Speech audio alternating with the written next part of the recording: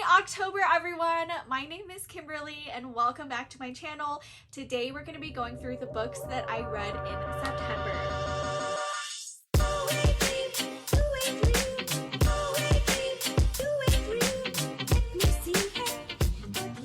So this is going to be a little bit more laid back. I'm very comfortable. I'm just going to be pulling the books off my bookshelf to talk about. The first book I read in September is Gild by Raven Kennedy. I went down this rabbit hole, I did, and you know what? I loved it so much! Gild is a loose King Midas retelling. It's about, of course, King Midas, but he is actually not our main character in this story. Our main character is Auron. Okay, I'm gonna try and not do any spoilers. I hope I don't do any spoilers. I'm sorry if I do. Okay. We follow a girl named Auron who is King Midas's gold saddle. So she is like a part of his harem, but she is his favored because Auron is completely gold. Her skin is gold, her hair is gold, everything about her is gold. So King Midas keeps her in this ginormous cage that spans like an entire floor and is multiple floors, but nonetheless she is in a cage. Honestly, this felt like half of a story. It was a very quick read and I felt like it moved a little slow, but I still gave it a 4 out of 5 stars. I still really enjoyed it. It was a solid beginning and start in setting the groundwork for the rest of the series. That brings us to the next book that I read for September, which is Glint, the second book by Raven Kennedy in the Plated Prisoner series. This book was so good. Oh my goodness, the good feels that we got from this book. Glint is where we really see Auron struggle with her own identity and her own freedom and the morals and values that she's had all of these years. This whole book follows Auron and Commander Rip and their army as they travel to the neighboring kingdom where King Midas is.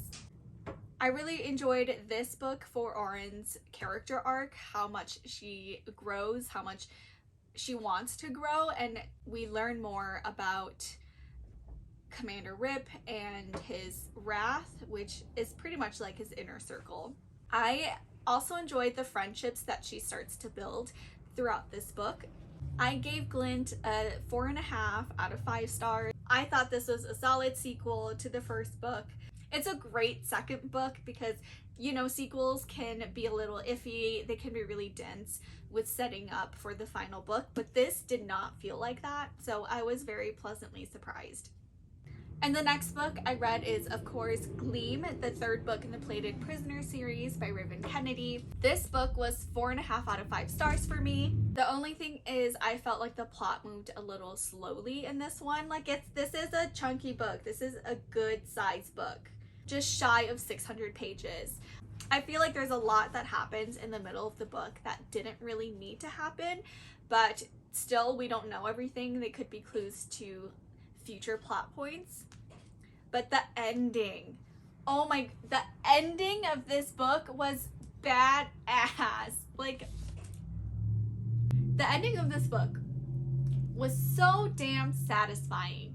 And the final culmination from the slow burn we've had throughout the first 2 books, we finally get some spicy spice in this book. Finally, but it's so sweet. And it was like a long time coming, and I'm just like, I'm so happy for our girl. I'm so happy. I'm so happy that she can choose happiness and she can choose herself. I still think about this ending and how awesome it was and how fast everything happened at the end, considering how slow a lot of this book was. Oh, the ending made up for everything. Like, everything was worth reading just to get to the ending. We also get the "who did this to you" trope in here. This is so good. Definitely check out trigger warnings for this entire series. There are a couple of things that you might not be okay with reading. Okay, the next book that I read in September is Restless Slumber by KJ Sutton. This book was so good. This was another series where I was very pleasantly surprised that the sequel was so good. It was a solid second book in a series. Fortuna and her found family are up in the upper world. She's just trying to get back to some normalcy. She goes back to her job as a waitress and she starts training with her like ex-boyfriend vampire to learn hand-to-hand combat. And this book was such a roller coaster. Like, you think that we're done getting twists. We're not. We get the biggest twist at the end of this book that had me so shook. I had to put it down and just sit there staring off into the distance, thinking about my life choices and why I decided to pick this book up and put myself through such misery for like 20-30 minutes. It's so worth it. I would do it again in a heartbeat. The characters in this book are so good. I loved all of the characters. I liked all of the side characters. I thought everyone had a lot of depth. I thought their character arcs were done pretty well. Still a lot of questions. There's so much we still don't know. I love this series because Miss Sutton sprinkles puzzle pieces throughout the whole series, and we don't know when these pieces are going to come together and how they're going to come together. We still have a pretty slow burn romance throughout this book, but the tension is there. It's so well done. I enjoyed the plot. I enjoyed the pacing of the plot. The writing was really great. The characters are great. The themes that this book deals with are done very well. Solid 5 out of 5 stars for me. So after Restless Slumber, we get into Deadly Dreams. Look at this cover. Look at how beautiful this cover is. I would say a good chunk of this book is focused on all of our different characters and dealing with the different traumas that they've been through. So it's a lot of quieter moments amongst each other and how they interact with each other and live their lives. So that is the only part where I feel like the plot was a little slow, but the quiet moments are also very beautiful. Again, I could not keep up with the plot twists in this book, Miss Sutton. The plot twists, I cannot keep up with them. And then the ending of this book, like, again, Fortuna is reckless and impulsive, and we see that manifest in like the worst way at the end of this book. Like, there could have been so many other ways that she could have dealt with the issue at the very end, but she chose like the worst possible way, and it's so frustrating. I don't know where this book is gonna go. Do I hate my favorite characters now? Like, what's going on? I don't know how I feel. I cannot wait for book 4. I know that Miss Sutton is finishing it. I think she finished it in September, and it should be coming out soon, and I cannot wait. We meet a lot of other characters in this book. Like, we meet Dracula and we meet Gwen of the Wild Hunt. 4 out of 5 stars. Both Gild and Fortuna Sworn have joined my list of all-time favorite series. Both of these series is what contributed to September being such a good reading month for me because I enjoyed so many of the books. The next book that I read in September is The Gilded Cage. I received this book early as an ARC for review. This is the second book in the Prison Healer series by Lynette Noni. And this was another one of my highly anticipated releases for the fall. And I was so excited when I received the ARC. Thank you so much for sending me an ARC of this book. It made my whole month. I gave this book a 4 out of 5 stars.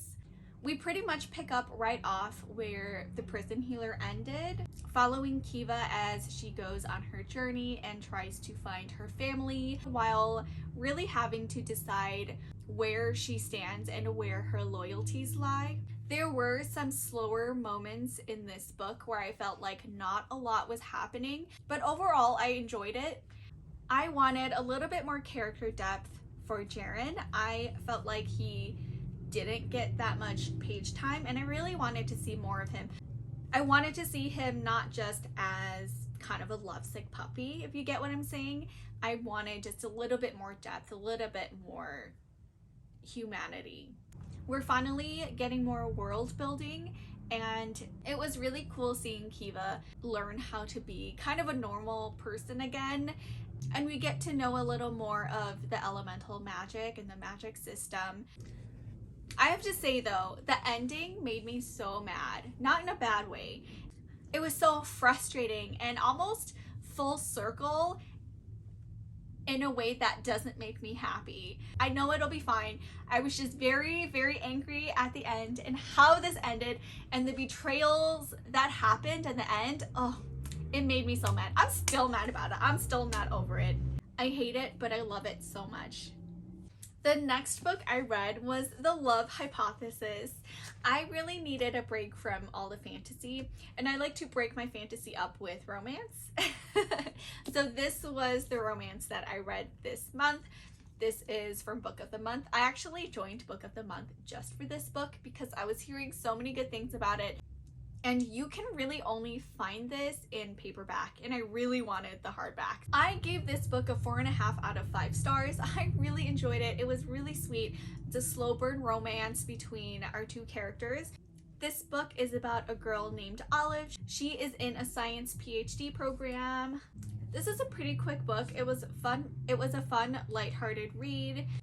There's nothing too deep about it. It was pretty predictable, but I still enjoyed every moment of it. Their banter was so funny and her inner monologue was so relatable. I wish we had gotten to see more of Olive's professional life.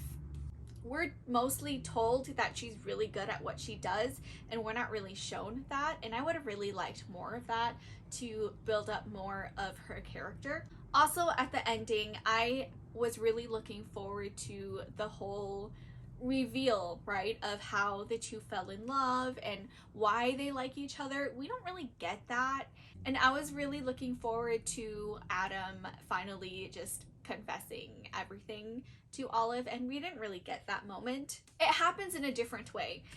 That being said, it still did not take away from my enjoyment of this book. It's supposed to be a Kylo and Rey fanfic, so all I could picture was Adam Driver throughout this whole book, and I was not mad about it. This book really only had one smut scene towards the end, and I didn't even really feel like it was too explicit, so it's not that bad. If you're not into smut, I think you could still read this book and enjoy it. I thought for how sweet and almost wholesome this book is, the amount of spice that we get was just right. And the last book that I read for the month of September is, surprise, surprise, These Hollow Vows. I have 3 copies of this book. I bought this book, and then the very next week, I received the Bookish Box and Fairy Loot, which had 2 more copies of this book. So I actually I started reading the normal one, and then I switched to reading the Fairy Loot one, but I didn't want to tab the Fairy Loot version because of the stenciled edges. So I ended up reading this and then tabbing this one. I know. I was doing the most. Overall, I did enjoy this book. I ended up giving it 3 out of 5 stars, which to me, 3 out of 5 stars is like the baseline, you know? It's like a C. It's average. It's a solid average book in the best way possible. We all love our fairy men. Let's get that out of the way first. But the plot was pretty predictable. I thought that the pacing wasn't that bad though. It was really easy to read. The world building was decent. It wasn't super in-depth. But for an author who has never written fantasy before, I thought that it was a solid job. Our main character is Abriella, which is a really pretty name. She is a human girl who is kind of not like other girls. And the fact that she is very poor, she has a sister, and she's providing for her and her sister. I was pretty frustrated with our main character. I felt like there were so many clues that just fell into her lap and she just like looked over them when everything was just so painfully obvious. There is a little bit of a love triangle with our fairy princess And there is a love scene, but if I remember correctly, I believe it's fade to black. I didn't feel so much of the love triangle. It was very Abriella and her first love interest mainly. There were a lot of good moments with Abriella and the other fairy male, but I felt like it was a lot of just like sexual tension moments. And I think there was one moment where they were both sitting outside looking at the stars, but I just wanted more interaction between them to really get that, like, do they actually get along? Are they actually compatible? Despite all of the issues I had with this book, I did enjoy it and I will read the next one. 3 out of 5 stars, but still an overall enjoyable read. I would definitely recommend this to maybe a younger reader or someone starting out in fantasy and is interested in a little bit of romance. I think this would be really good for you. Thanks for watching. I hope you enjoyed this video. Let me know down below what your favorite September read was, or if you have any thoughts on any of the books that I've read. I have full reviews with spoilers of all of these books on my Goodreads, but thank you so much for watching. These books are really heavy, so I'm gonna go now. Bye!